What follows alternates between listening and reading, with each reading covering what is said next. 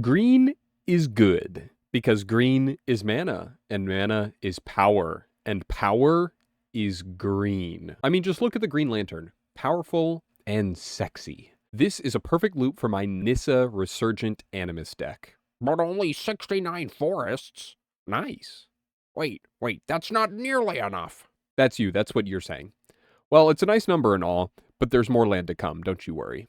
Now, some may be familiar with a card called Cultivator Colossus. It's an integral card for our combo, and it's usually paired with stuff like Abundance, which allows you to always find a land on the draw to fit Cultivator's conditions, or Scouting Trek to put all your basics on the top of your library. So I'm not going to use those two at all.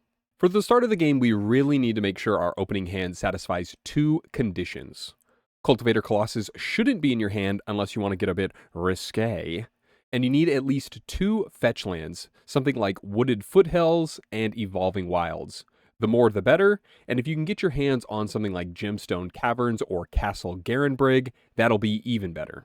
On average, a game might look something like this. Turn 1, you play Forest. And tell everyone that we need to target the guy that just played a turn 1 Sol Ring. Turn 2, you play a Forest. And assure your play group that this is actually a normal deck. They are still suspicious. Turn 3, you play a Forest. And play your commander, Nissa Resurgent Animist. She adds another mana when your lands enter, and if it resolves twice in one turn, her second ability lets us reveal cards from our library until we reveal an elf or elemental, and we put that in our hand. Turn 4, you play Evolving Wilds, or a Panorama, or just some fetch that has the basic enter tapped, and crack it so you get a double landfall trigger.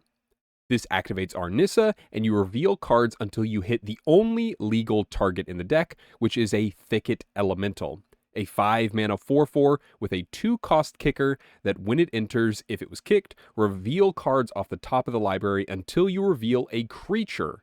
However, we need 7 mana to cast this bad boy. Turn 5, you play a Wooded Foothills or a Prismatic Vista, just some fetch land that has the basic come in untapped.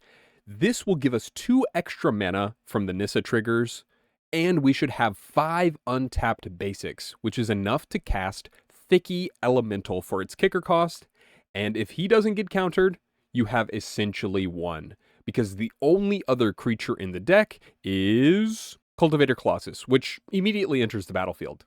And it's a long trigger. So long that your playgroup will moan and groan because now every time we put a land from our hand onto the battlefield, we draw a card and repeat the process until we can't. And while this is happening, even though the land comes in tapped, we gain mana after mana from Nissa, the Commandant.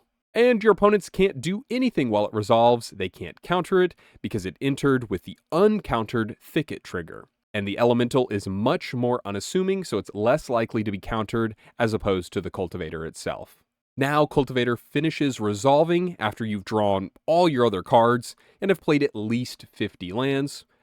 You can actually play up to 80-ish lands without fear of decking yourself, by the by. And you can do this all because at this point there is only 5 other cards in the deck, and even if you draw all 5 in a row, you always have enough land in your hand to keep the Cultivator going. Don't worry, I've thought about this. Now, with 50 plus floating mana, your opponents are in for a Rude Awakening, a 5-mana sorcery that can entwine for 3 more to let you untap all your lands and have them become 2/2 creatures. Counter! Counter! Your opponent yells, now that they can finally react to your combo. And with a huge, diabolical, shit-eating grin, you play Veil of Summer, which makes it so your spells can't be countered this turn, and you and your permanents gain hexproof from blue and black spells. And if they have 2 counters, then, I don't know, you're obviously going to eat shit, man. So Rude Awakening resolves, and now you have 52 2s and 40-ish floating mana, so you play Finale of Devastation for 10 or more to ignore its first ability and use the second ability to give all your creatures +10/+10, and more importantly, haste. And if your opponents somehow have 50 chump blockers by turn 5, you play Waxing Moon for 2 mana and give all your creatures trample. The final card is Bala Ged Recovery to play as a land if need be, or if you get double countered, because I did actually consider a double counter angle. This deck actually crushes people super hard and fast. It's incredibly unexpected and has really, really good ways to protect the combo and secure the win. My playgroup will never trust me again. Now, if I play any card that says reveal until X or some kind of tutor, it is immediately taken as a massive threat. And this can only mean that I've put the fear of God into them. Great success. The most expensive thing about this deck are the untapped basic fetch lands, so if you're willing to try and win on turn 6 instead of 5, you can really do without them. Or you could have an entirely different combo. Like I realized you could play Helix Pinnacle and get to 100 tower counters before your next upkeep. You can have Awake in the Woods and get dozens of Forest Dryads for 2 mana. Or you can Stream of Life to gain enough life to live a hurricane and kill everyone. The options are truly limitless with a deck like this. If you got anything to spare, I got a Patreon, YouTube membership, or Cash App. Okay, bye now, everyone. I love you. Bye now. Bye. I love you. Bye.